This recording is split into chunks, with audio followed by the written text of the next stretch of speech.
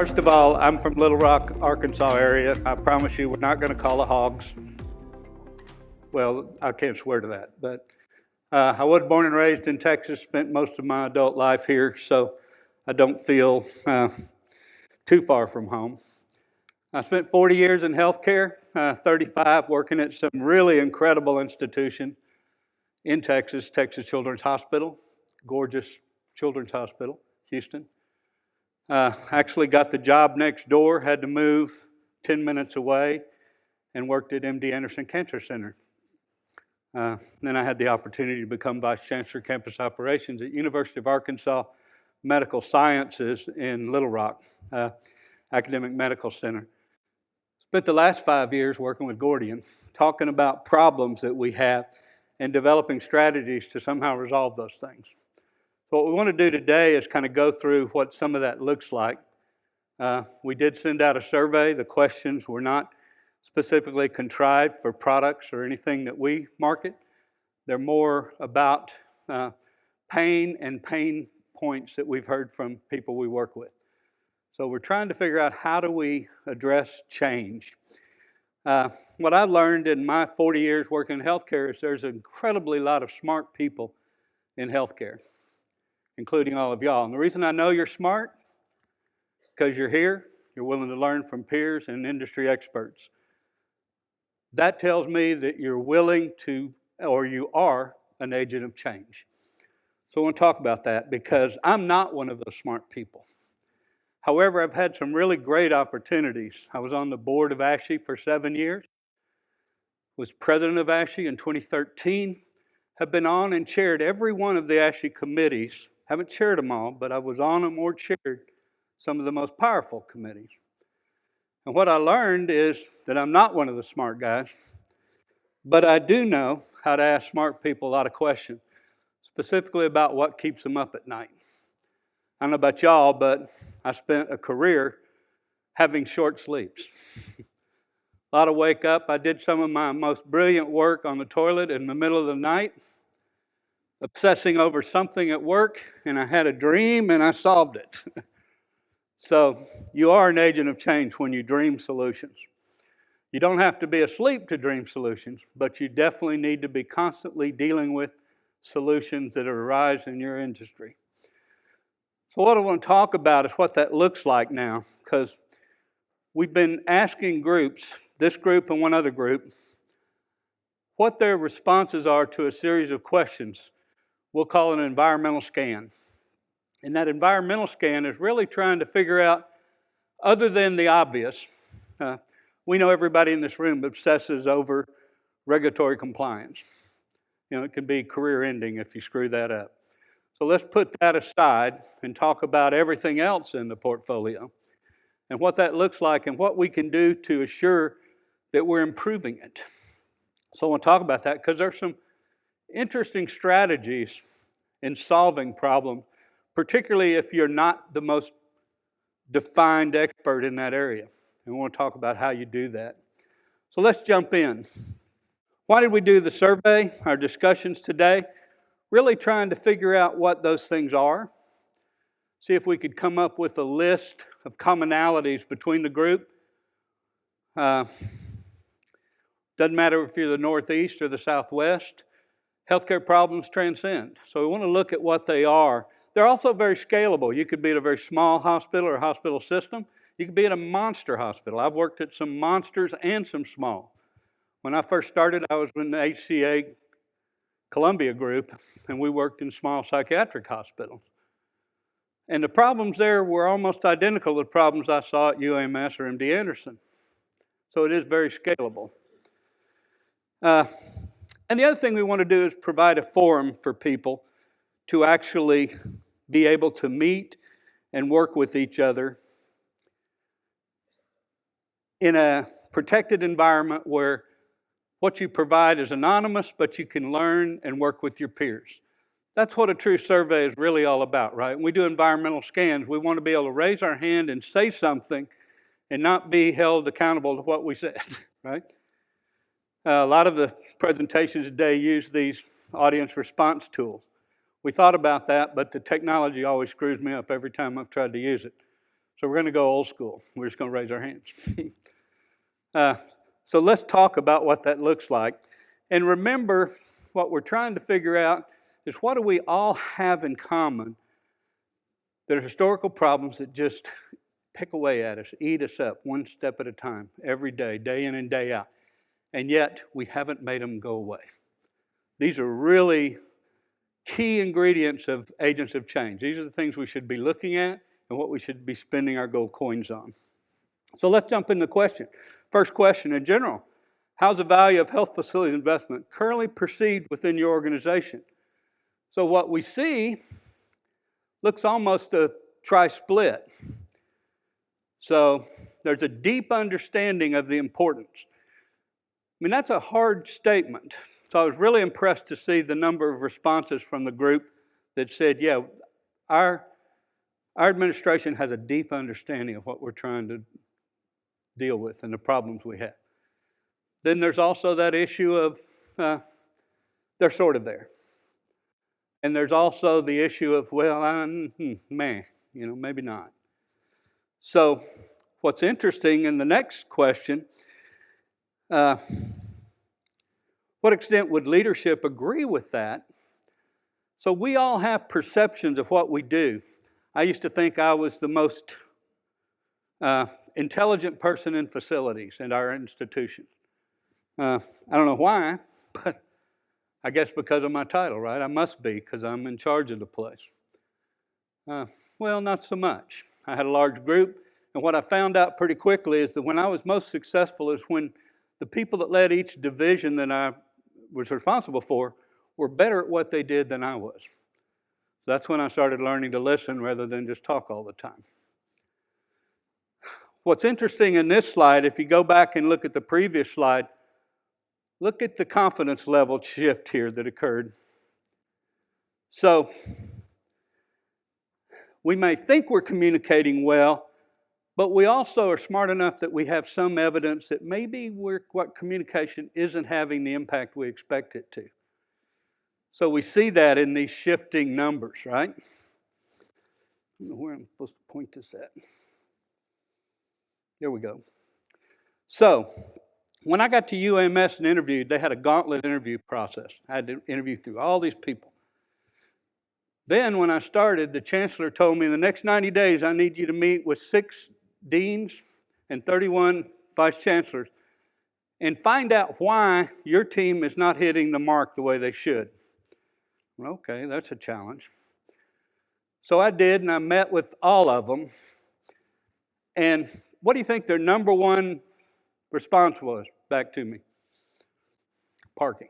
There wasn't a single person that liked parking. So I said, okay, that's going to be a challenge. Then the rest of the answers were all over the place, mostly specifically about the work we do and the fact that we did it for ourselves and not for the people we serve. Always a problem. So what I did is I brought my group in and I said, okay, I've looked at all your policies and procedures. I had 13 departments, so it's all over the place. And I said, what's interesting to me is it would appear that most of your policy and procedures were either of your own design and maybe not designed from market experts, and in some cases looked to me like they might have been the response of staying one step ahead of a butt kicking. Maintenance got called, something happened, so they added a new policy in, right? We don't want that to happen again. So the procedures didn't make a lot of sense, and it was clear they weren't based on engineering best practices. They were just procedures. So I said, let's do this. Let's take all of those policies and procedures and put them right over here. We don't want to lose them, we don't want to devalue them, but we don't want to talk about them right now. I told the group, now what I want you to do is be king and queen for a day and tell me what you would do if you prioritize that mission. So we got down, went through the groups, had various different responses, had an outstanding response from the environmental health and safety. Why? They're really good at data collection, fact finding and knowledge from that fact. The rest of the groups, not so much. So I talked to the director of maintenance. I said, I see you have 46 work orders, 46 separate preventative maintenance procedures to assure the electrical system works properly. He goes, yeah. And I said, so how do you think the customer perceives all that work you did? How do they value it? Who knows in the group? They come in that room, they turn the light switch on, and the lights come on. That's the customer experience. Or they walk over to that outlet and they plug something in and it works properly. All those 46 work orders have that as the sole purpose. And I asked the man, do you have a light checker? Do you have someone that checks the outlets? Polarity, make sure you don't blow stuff up when they plug things in. Well, the answer, of course, was no. And then I asked them why. And universally, what do you think they told me? We weren't in the room when they made that mission statement. So what they had done, which I challenge most people do, is a mission statement appears and you start rummaging through your policies and procedures to see which ones you can, that covers that and this covers this. And what ends up happening is you're building policies and procedures that support the mission, not prioritize it. So what we're going to talk about today are the holes and the gaps in that process that make sure we can prioritize this rather than just support it. So, next question we have. How often are you able to connect your day-to-day work with organizational mission, long-term priorities? Well, that group of really confident people reduced a bit, but they just kind of shifted into that next group where they feel pretty often that's the case. And my team felt that way. They were pulling out at least half of their policies and putting them into that group. And then there's some people here that boned up and said, no, never. It's just not something that happens. Because they are in what we call critical firefighting mode. We call it support department management, critical support, because you may not have a face at the table or a seat or anywhere else until it fails. And what happens? You're called up to the front office and you're supposed to explain yourself. What happened? How did that occur? What went wrong? My response was more often was, what part of run to fail didn't you understand? Run to fail is run to fail. It will fail eventually, maybe not tomorrow, but if you're deferring things beyond that point, it will run and it will fail. So what's the business risk associated with run to fail? Is run to fail aligned with that earlier mission statement? Maybe.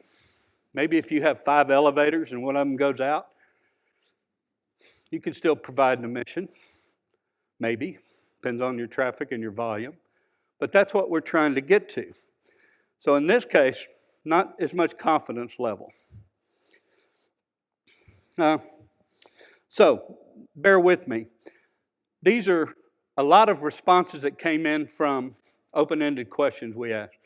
And I want you to raise your hand as you see one that shows up on the screen in a second that either you submitted or you align yourself with or you understand it and relate to it.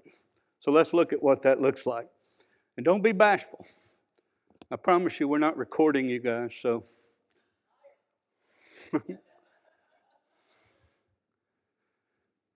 So anything look familiar? I don't see any hands. There you go. There's a brave person. Yes, ma'am. A couple more. The last one I really love.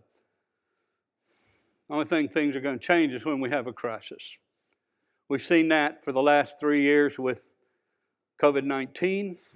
Boy, how important did facilities management become at the outbreak of COVID-19?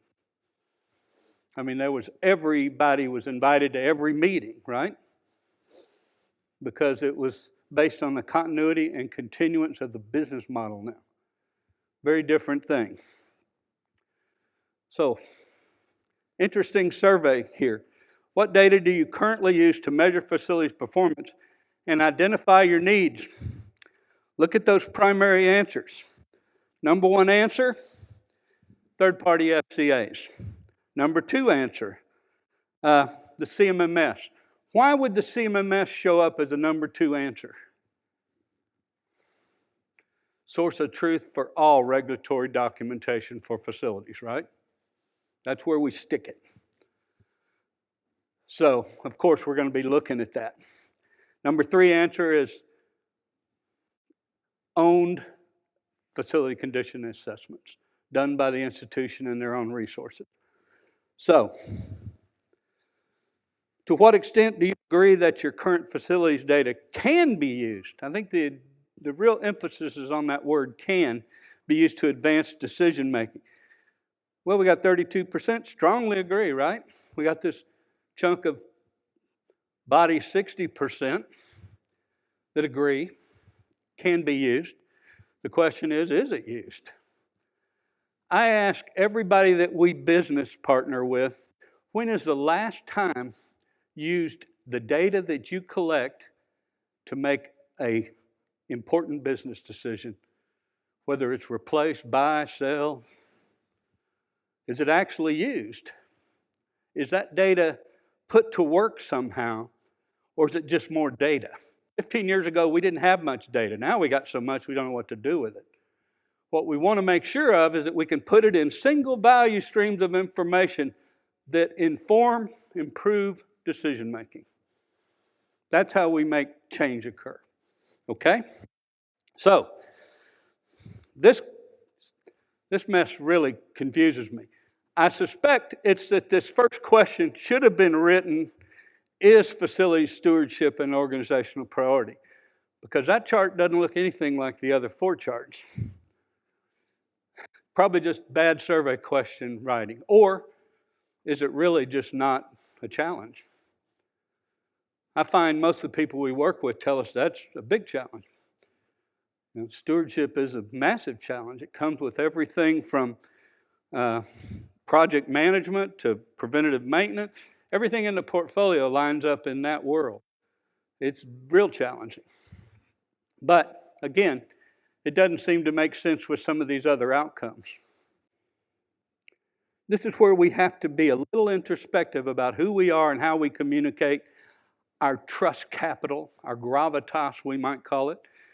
Who believes a word we say when we open our pie hole and we start talking, right? That's trust capital. So in this case, most of us professionals feel pretty good about the way we talk and the way we explain things. My case, you got to understand Southern language, but if you do, maybe communicating well, maybe I'm not. But my ego tells me I am. I'm very confident of that. But I might be modestly confident. I find somebody, and I'd love to give them a hug, 3% said not at all. Okay? So, how confident are you in the quality of the investments you're making to steward the facilities? Again, look at the shift in confidence. So this is the case of, I've heard this explained multiple ways. Do you think the leadership is just tone deaf? What part of run to fail didn't you understand? How many times do we have to put that generator on the replacement capital project list before we actually replace it? And when it fails, it never fails at a good time, right? So what's the risk to business and business continuity for deferring those decisions? This is the issue of communicating in a way that people are actually understanding what you're saying and can begin to align themselves behind that objective. How many senior execs in the world, not just healthcare, but in the world, would be happy with the knowledge that they're supporting a decline in their company's net asset value? What net asset value is? It's a percent good left in your plant. Is that something as a CEO or COO you want to be responsible for? How do you think the board would react if they actually knew that?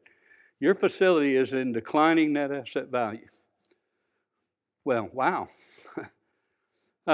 Or we can just kick the can down the road, which is usually what happens. So, aging facilities age over time. This stays here, but this gets bigger and bigger until the number of what we call issues in backlog is so big that nobody wants to talk about it anymore. So we have to come up with new strategies on how to talk about that and put it into the context of cash flows over time where people in the executive suite can get their head around that. Because that's not something they really want to talk about and own.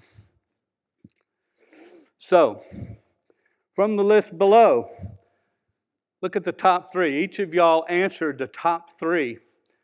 And the most highly responded to was budget's insufficient to meet the need. Okay? Before we go any further, I kind of want to stop there. Why? I've been around long enough. I've done every form of budgeting you could possibly do, all the way back to zero budgeting, where you start from scratch and you say, here's what we need. And yet, at the end of the rope, what do you get? Probably plus or minus 2% of what you had last year.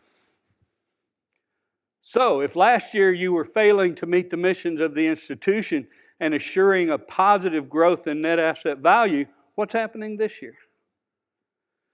Did a miracle occur? Or is that problem continuing to grow? Okay? Item number 2 on the list, employees. And yet we consistently say we can lean down, but what happens when you lean down? Where does the work have to go? Third parties, right? But we're not hiring third parties. So it just basically assures ballooning backlogs of capital renewal and deferred maintenance. That policy ensures it's going to happen. Failing systems that have negative health consequences. That's an interesting one. Most of us would be proud to say, I may lose sleep at night, but my institution's going to be okay. We're not going to lose anything that's critical to patient care. And I was one of those people. One morning I woke up driving in, I got a call from emergency that 3 underground feeders blew up, and I had a canyon in my courtyard that was 25 feet in diameter and 8 feet deep, and the hospital was dark. So guess who got called to the boardroom? Mark, what happened? I said, well, I'm one of 8 of us that made the decision to defer that 7 years. We asked for it 7 years ago. But as a group, and what I didn't do was leave the group and say to my team, I don't know what those idiots are thinking, but we're not going to do it again this year. What I told them is, let's figure out what we got to own and buy and have on the shelf, because you don't run down to Walmart and buy that stuff. So we did, and we put it in. I said, the reason you're going to be okay before the end of this day and not 2 weeks from now is because we bought that cable, we bought those connectors, and they're sitting in the warehouse ready to install. So we're going to go get them installed. And what's interesting, it still costs twice what it should have cost. Okay? Did we have patients die? We did. You know why? They were on DNR. But is that okay? I don't know. It's kind of bothersome if you think about it. That's not what we want to be responsible for. And yes, everybody else was fine. Nurses did a lot of ambi-bagging for a long time, so I guarantee you they weren't happy. But the bottom line was, that was a problem that persisted, and nothing I did in any way I presented it provided the real story, which is what is going to happen when it does fail. That would have been the right approach. Here's what's going to happen. Anybody on DNR will die because nobody's going to resuscitate them because they have orders not to. Nurses will be doing everything they can to assure others don't. Are we prepared to manage that way for the time it would take to recover from that kind of disaster? That's the right answer. So, do you have a plan of correction with leadership to address it? Survey says 65% believe they do. 35% no. So, we know we have declining net asset value across this industry. Known fact. Lots and lots of documentation that Gordian didn't do. ASHI's done, AHA's done, a lot of people have done to show that story. So the older facilities are getting older, the newer ones are getting older. Age happens along with time. Are we keeping up? If we did, we would have neutral or positive net asset value, and that's not the story. So we do have a problem. So let's talk about that problem. If you said yes to this, do your plans fall into these categories or some other category?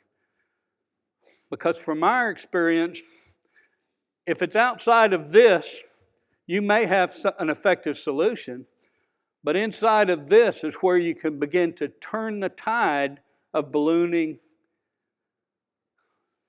and reducing net asset value. If not, it's more lip service and we're going to end up with the same thing. Our industry will continue to find ourselves with aging facilities. Okay? So, parting thoughts. That's the survey. We're going to keep asking these questions for some time. From other groups as well, but if you haven't filled out the survey, please do, because everybody's opinion counts. We're going to present this stuff back up and through the channels we believe can help change the tide. As a past president of ASHE, I can do that. We're also going to work with the AHA to see what they can do, because I was asked almost 10 years ago some significant questions from the leadership group with AHA about, well, how do we make change happen? What do we need to do to support it? So the opportunity's there, we just haven't figured out what the solution is.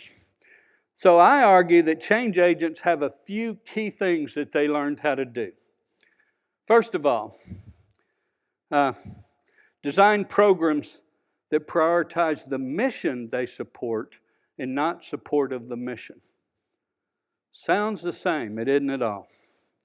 If what you did was check lights and you checked outlets, and then you said, what do we got to do to make those lights and outlets work? You did the right thing.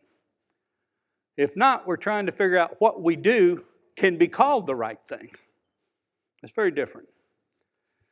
Change agents also figure out what they need to do to document their in situ conditions.